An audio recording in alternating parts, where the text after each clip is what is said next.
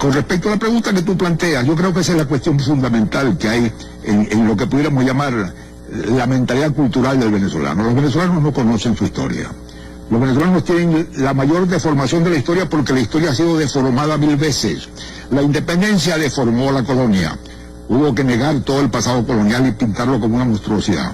Y luego las diferentes rupturas que se hicieron a lo largo del siglo XIX y el siglo XX, cada nuevo grupo que llegaba al poder lo primero que hacía era desacreditar, negar y caricaturizar lo que había hecho el anterior. De modo que hubo una especie de empresa nacional de demolición que hizo que surgiera una visión absurda. Y la visión general que tiene el venezolano es muy sencilla. Es la visión de que Venezuela fue un país con un pasado colonial insignificante, en el que por un gesto, un acto milagroso, se produjo la generación de la independencia, que hizo cosas increíbles, es decir, la epopeya, esa palabra tan significativa, ¿no?, que saca de la realidad lo que pasa, y que después de la epopeya cayó en una decadencia de la que no ha salido más nunca, que es lo que refleja, por ejemplo, el libro Época Eterna venezolana, Memorias de un venezolano, de la decadencia. Pero esa visión es falsa, porque una visión dicotómica de la historia, una visión hecha a base de unas especies de figuras simbólicas del bien y del mal, no corresponden a ninguna realidad. De modo que la historia de Venezuela hay que reescribirla, hay que rehacerla. El gran problema que tuvieron los hombres a partir de Páez en adelante era cómo rehacer un país, cómo recomenzar un país que se había deshecho. El México después de la independencia era México, y estaba intacto la herencia colonial y el indígena. La Venezuela después de la independencia no era nada, era el caos, era la destrucción, era la miseria.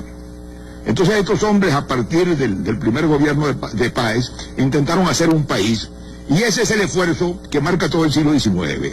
La tentativa de rehacer un país de la nada, un país en que se habían destruido las instituciones, las tradiciones, las clases sociales, se había pervertido toda noción básica de sociedad.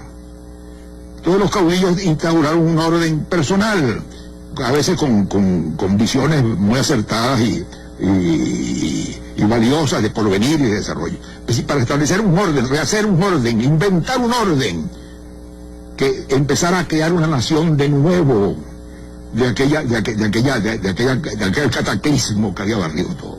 Esa es la historia de los caudillos y del siglo XIX venezolano, que termina el año 1903 cuando Juan Vicente Gómez cierra increíblemente la historia de las guerras civiles en Venezuela.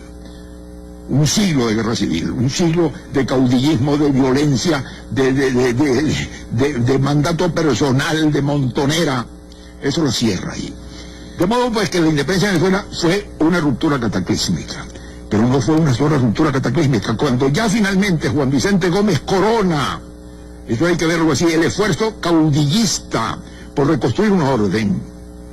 Y Juan Vicente Gómez recrea el Estado venezolano, crea la hacienda venezolana, hace una cosa muy importante, crea por primera vez un ejército nacional en Venezuela. La independencia de Venezuela fue la más costosa, la más sangrienta, la más larga, la más destructiva de todos los países latinoamericanos.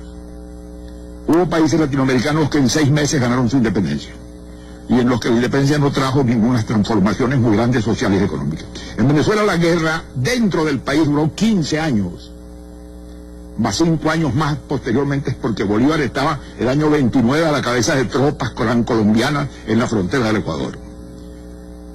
De modo que Venezuela hizo 20 años de guerra. Un paísito de 700.000 habitantes perdió la tercera parte de su población. Perdió toda la riqueza, perdió todas las instituciones, perdió todas las tradiciones, perdió todas las estructuras sociales y mentales que venían de 3 siglos del régimen español. Eso no pasó en ningún país latinoamericano. Y eso no lo vemos, los venezolanos no nos damos cuenta de las consecuencias de eso. De modo que la independencia de Venezuela fue una ruptura cataclísmica, que deshizo todo lo que había y que es una especie de tabla rasa de la cual salieron entonces, como fruto de toda esa violencia de 20 años, las únicas figuras que pueden salir de los caudillos militares, las de los jefes de la montonera. Y entonces ahí se inicia ese siglo XIX de caudillos y de guerras civiles.